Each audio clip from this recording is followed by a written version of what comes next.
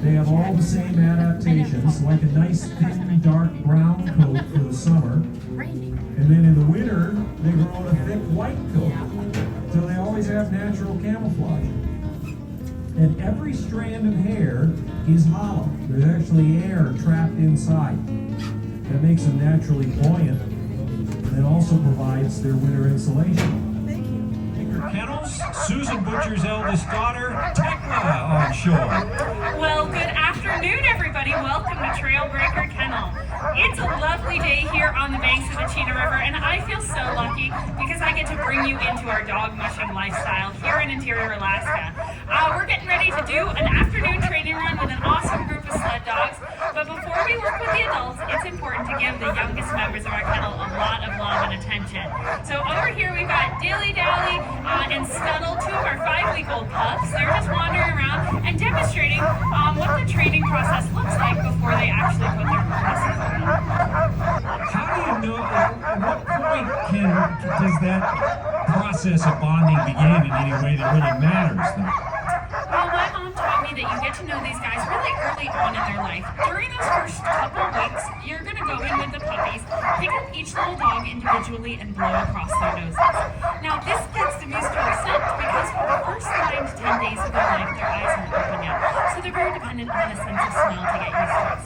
Once their eyes do open and they're kind of wandering around, you can tell that they already know and trust the humans in their community. It's what my mom would call the trust and be trusted relationship. And that was so important to all of the training that she did here.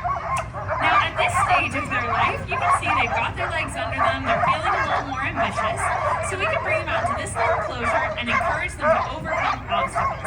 Today's obstacle is climbing over the logs. Now, at first it can be a little bit challenging, so we'll have to help the puppies. But once they can do it confidently on their own, come on, ladies. We're going to praise them on the other side. Oh, good girl. And that's going to make sure these pups know that we're never going to ask them to go any farther or faster than they're capable of. And of course, we're always going to be there for them when things get tough. The first 2 dogs that we're going to pick up in the team are called lead dogs. Now, you may have heard that term, lead dog, before, because they are some of the most important in the kennel. They are in charge of steering your team. They also help the mushers set the pace for the rest of the day. So we might have dogs running up there that we really know and trust. I start looking for the characteristics of a lead dog during those off-leash puppy walks that we do. You can tell a pup that's really enthusiastic who bumps down the trail might be a good one to try out in the lead position. In the middle of the team, we've got team dogs. In a race like the Iditarod, you have 16 dogs in your team, so you can imagine how long these lines get. Finally, in the back closest to the sled, we're going to hook up our wheel dogs. Sometimes you'll see a bigger or burlier dog in this position because they are closer to the sled and therefore feel more of the weight on the uphills. But in the summer, I don't use a sled. Instead, we're using this 4-wheeler. Now, we've actually removed the engine on this, so this is 100% dog power, which is a lot of fun. And you're about to see the pure enthusiasm of this big team. Yeah, it's just a shame we're not eager to do this, isn't it? Look at that power, everybody leans in, picks up speed, and just like that, Tekla's gone. But keep looking to the left, in between the 2 cabins, right out behind the dog pit. Because she's doing a big U-turn, and then she's going to come from our right to our left. And again, you can use the monitors. We'll keep her on camera whenever she's in view. As the lead dogs set the pace, team... And these dogs are really fast. So impressive they can carry me and the 4-wheeler. Together we weigh about 500 pounds. Still, we are going close to 20 miles per hour. Now, what I like to do during any training run is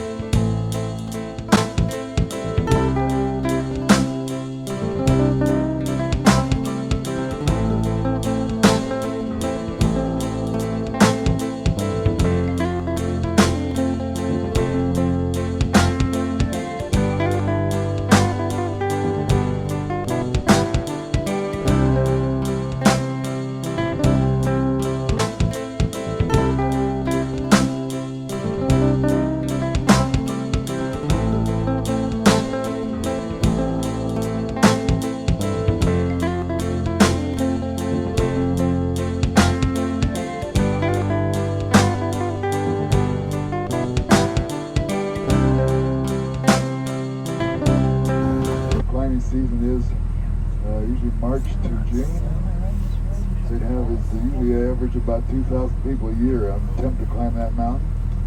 They'd have somewhat like a 50% success ratio. It's not considered that technical of a mountain, but it is dangerous because of the weather. They lose about one person a year up there on the average.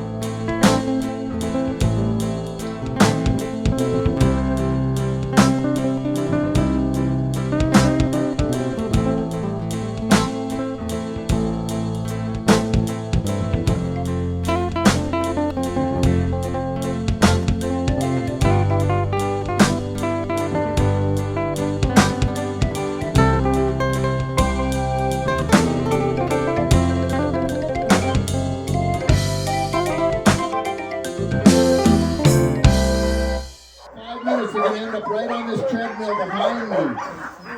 I dreamed this treadmill up about 20 years ago as a way to share one of our fast-moving dog teams with a stationary audience. It's really not for the dog's benefit, it's for your benefit, and I think you're going to get a kick out of it.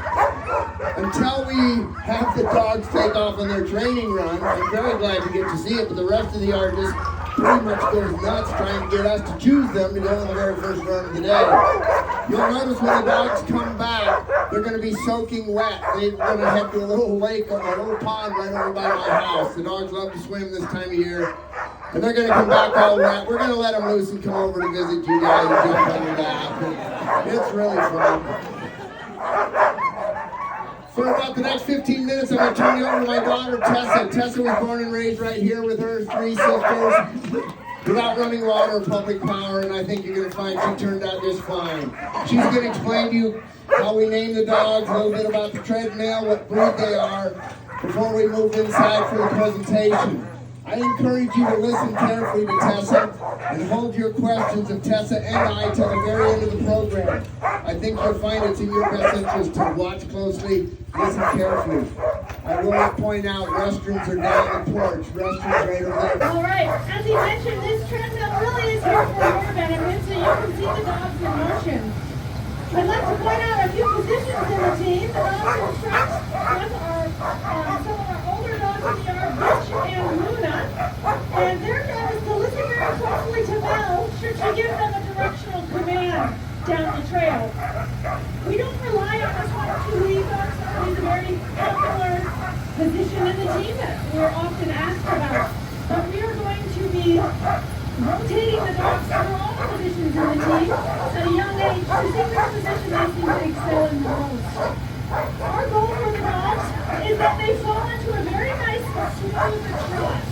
We want them to be running as efficiently as possible. And so Muscle, who's the second dog in the team, kind of the tan dog, he's demonstrating a very beautiful, effortless trot, and that's what we're looking for with these dogs. I'm going to send them off down the trail. And now I would like you to listen very closely. 3, 2, 1. Can you hear me now? Clyde, are you counting for me? You know, the dogs go berserk, more or less. We're pretty convinced they're trying to get our attention, so we put them in the team. Now that things have calmed down a little bit, though, I'm going to invite Ruben here, who is our token retired dog on property, to come around and say hello to anybody who's interested in meeting one of the adults. Feel free to give her pets, take her picture. I'm going to ask, though, you don't manipulate her for a photograph. And please don't bend down into her face. I just don't want her to come see you and anyone getting bopped. And while she's coming around, I want to talk a little more about those puppies that you were holding, because summertime is puppy time here for us. And there are a couple reasons for this. But one of the reasons that we love having puppies only in the summertime is that we have guests like you coming to see us every day. And for some reason, not so many people show up here in January. You may have thought we were handing you those puppies entirely for your benefit. And although I really hope that you enjoyed it, we're actually secretly recruiting you to help us with the first step of training for those young pups, which is socialization. And what better way to socialize a puppy than introduce them to dozens of new people for the first few months of their lives? Everybody holds them a little differently. You smell different, you sound different. It's fantastic training for those young pups so that when they grow into adulthood, they're going to be very social and very confident. So thank you for your help this morning. I had a woman the other day say, does this mean I can tell people I trained Jeff King's Iditarod Huskies? I just don't go into too much detail, but sure, we'll vouch for you. Another way for the dogs to get exercise through the day.